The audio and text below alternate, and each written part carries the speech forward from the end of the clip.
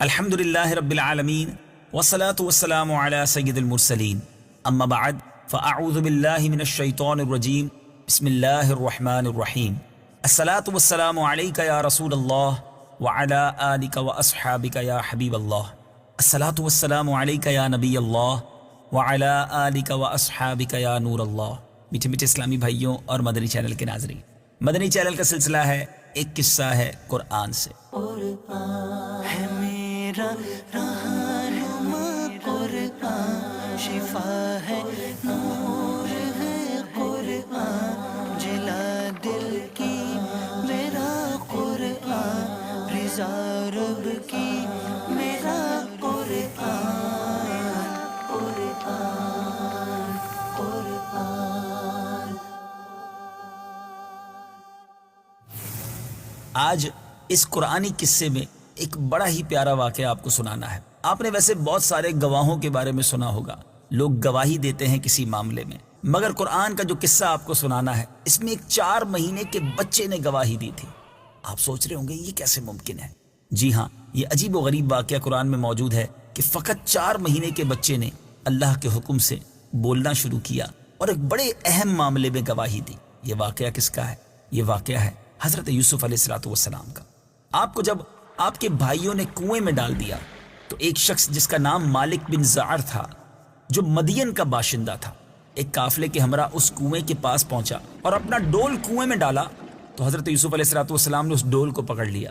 مالک بن زعر نے آپ کو کنویں میں سے نکال لیا تو آپ کے بھائیوں نے اس سے کہا کہ یہ ہمارا بھاگا ہوا غلام ہے۔ گویا بھائی ماننے سے بھی انکار کر دیا اور اس سے کہا کہ اگر تم اس کو خرید لو تو ہم بہت ہی سستا تمہیں بیچ دیں گے۔ چنانچہ ان کے بھائیوں نے صرف 20 درہم میں حضرت یوسف علیہ السلام کو بیچ ڈالا، مگر شرط یہ لگائی کہ تم اس کو لے کر اتنی دور چلے جاؤ کہ اس کی کبھی خبر بھی ہمیں سننے کو نہ آئے۔ اب مالک بن زعر نے ان کو خرید کر مصر کے بازار کا رخ کیا۔ بازار میں ان کو فروخت کرنے کا اعلان کیا۔ ان دنوں مصر کا بادشاہ ریان بن ولید تھا۔ اس نے اپنے وزیر اعظم کتفیر مصری کو مصر کی حکومت اور خزانے سونپ دیے تھے، اور مصر میں لوگ اس کو عزیز مصر کے خطاب سے پکارتے تھے۔ جب عزیز مصر کو معلوم ہوا کہ بازار مصر میں ایک بہت ہی خوبصورت غلام فروخت کے لیے لایا گیا ہے تو اب حضرت یوسف علیہ السلام جو 20 درہم میں بھائیوں نے آپ کو فروخت کیا تھا، آپ کو معلوم ہے کہ عزیز مصر نے کیا قیمت دے کر آپ کو خریدا۔ عزیز مصر نے آپ کے وزن کے برابر سونا، اتنی ہی چاندی اور اتنا ہی مشک اور اتنے ہی حریر قیمت دے کر خرید لیا، اور گھر لے جا کر اپنی زوجہ زلیخا سے کہا کہ اس غلام کو نہایت ہی اعزاز و اکرام کے ساتھ رکھو۔ اس وقت آپ کی عمر مبارک 13 اور ایک روایت کے مطابق 17 برس تھی۔ زلیخا حضرت یوسف علیہ السلام کے حسن و جمال کو دیکھ کر فریفتہ ہو گئی، اور ایک دن خوب بناؤ سنگار کر کے تمام دروازوں کو بند کر دیا اور حضرت یوسف علیہ السلام کو تنہائی میں برائی کے لیے لبھانے لگی۔ آپ نے معاذ اللہ کہہ کر فرمایا کہ میں اپنے مالک عزیز مصر کے احسان کو فراموش کر کے ہرگز اس کے ساتھ کوئی خیانت نہیں کر سکتا۔ پھر جب خود زلیخا آپ کی طرف لپکی تو آپ بھاگ نکلے۔ زلیخا نے دوڑ کر پیچھے سے آپ کا پیراہن پکڑ لیا، آپ کا کرتا پکڑ لیا جو پھٹ گیا، اور آپ کے پیچھے زلیخا دوڑتی ہوئی صدر دروازے پر پہنچ گئی۔ اتفاق سے ٹھیک اسی حالت میں عزیز مصر مکان میں داخل ہوا۔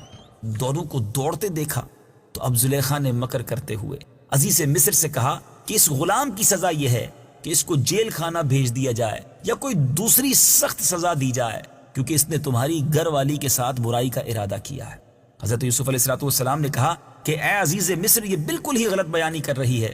اس نے خود مجھے لبھایا اور میں اس سے بچنے کے لیے بھاگا تو اس نے میرا پیچھا کیا۔ عزیز مصر اب دونوں طرف کے بیان سن کر حیران رہ گیا اور حضرت یوسف علیہ السلام سے کہنے لگا میں کس طرح مان لوں کہ تم سچے ہو؟ حضرت یوسف علیہ السلام نے کیا کہا؟ بڑی عجیب بات کی۔ فرمایا گھر میں 4 مہینے کا ایک بچہ پالنے میں لیٹا ہوا ہے جو زلیخا کے ماموں کا لڑکا ہے، اس سے پوچھ لیجیے کہ واقعہ کیا ہے۔ عزیز مصر نے کہا کہ بھلا 4 ماہ کا بچہ کیسے بات کرے گا، وہ کیسے بولے گا؟ آپ نے فرمایا کہ اللہ تعالیٰ اس کو ضرور میری بے گناہی کی شہادت دینے کی قدرت عطا فرمائے گا، کیونکہ میں بے قصور ہوں۔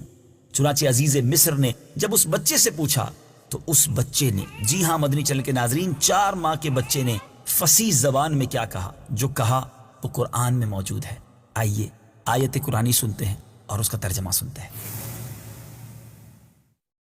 إن كان قميصه قد من قبل فصدقت وهو من الكاذبين.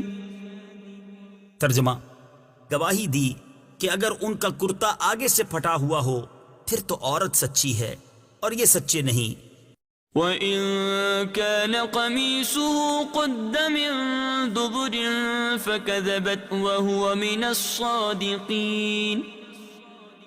ترجمہ: اور اگر ان کا کرتا پیچھے سے چاک ہوا ہے تو عورت جھوٹی ہے اور یہ سچے ہیں.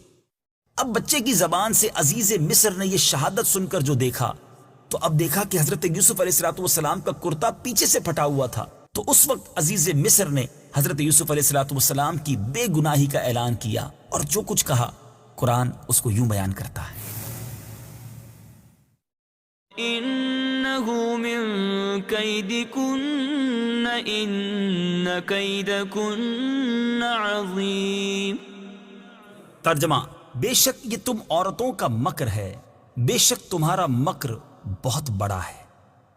يوسف أعرض عن هذا واستغفري لذنبك إنك كنت من الخاطئين.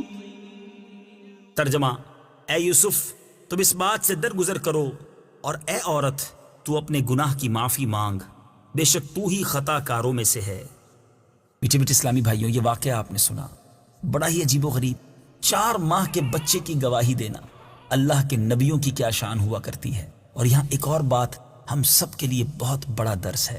لوگوں میں تو ہم گناہوں سے بعض اوقات بچ جاتے ہیں، لوگوں کے سامنے ہم نیک بھی نظر آتے ہیں، لیکن اصل بات یہ ہے کہ جب اکیلے میں گناہ کا موقع بھی ملے اور انسان اس وقت گناہوں سے بچ جائے، اس وقت اس پر اللہ کا خوف طاری ہو جائے. اور یہی اللہ والوں کا طریقہ ہے.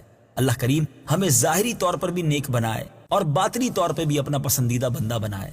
امیر اہل سنت کا وہ شعر ہے نا: ہوں بظاہر بڑا نیک صورت، کر بھی دے مجھ کو اب نیک سیرت.